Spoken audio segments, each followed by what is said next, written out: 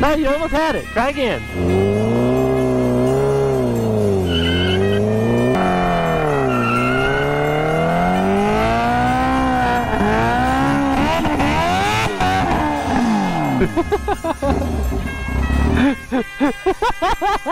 You did it!